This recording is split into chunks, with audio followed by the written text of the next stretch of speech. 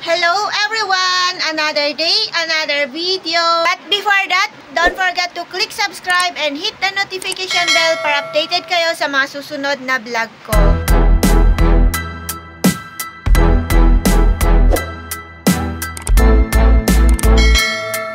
So for today's video is about spark plug. And alam niyo ba yung iba't ibang klase ng spark plug, para saan po yung mga iba't ibang klase ng spark plug?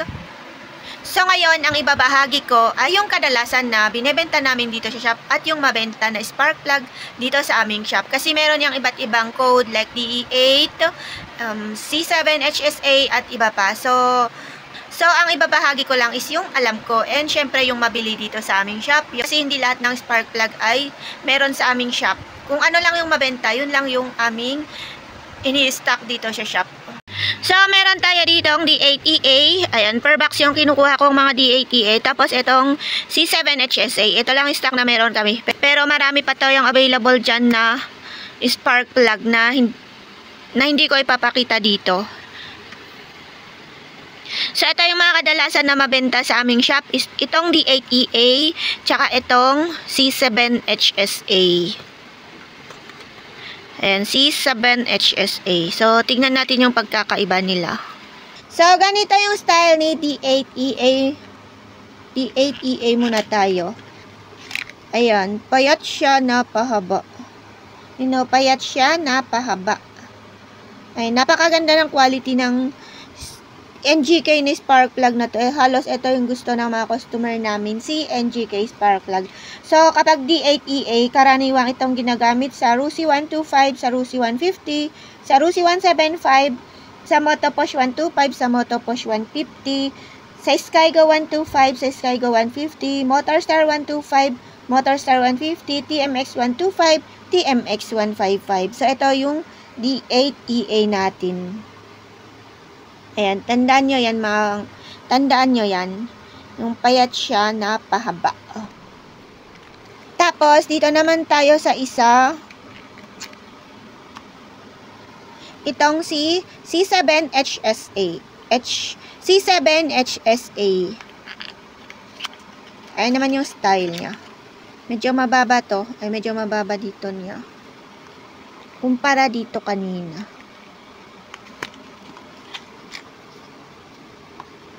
Ayan. Medyo payat siya. Medyo mababa ito niya. Kumpara dito, mahaba.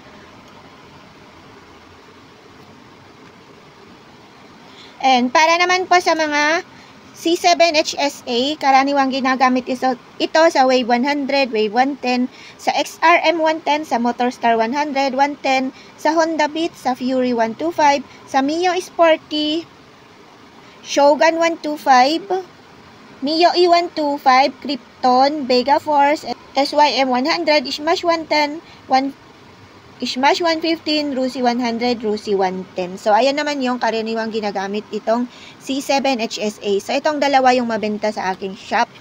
And meron pa tayo dyan available naman yung CPR8EA-9.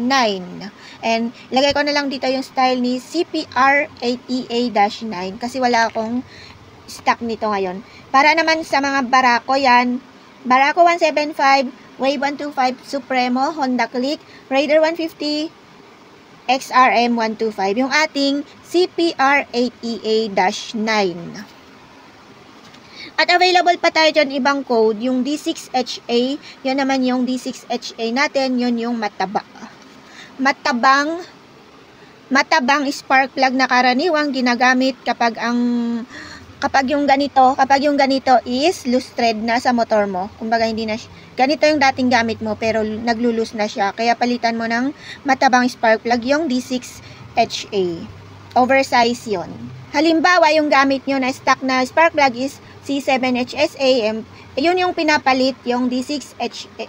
Yung D6HA kasi yun yung matabang spark plug na karaniwang pinapalit sa mga naglo-loose thread. So, ayun lang po yung aking i-share, and thank you so much for watching. I hope may natutunan kayo sa aking munting vlog. And hindi naman ako yung tipong expert sa mga accessories, pero may konting kaalaman naman din ako kasi nga, nagbebenta ako. And kapag may hindi ako alam, tinatanong ko sa mga mekaniko. And yun, nagkaka-idea ako. And alam ko na yung ibebenta ko sa susunod sa mga customers ko. And alam ko yung mga bibilhin ko na mabenta sa aming shop.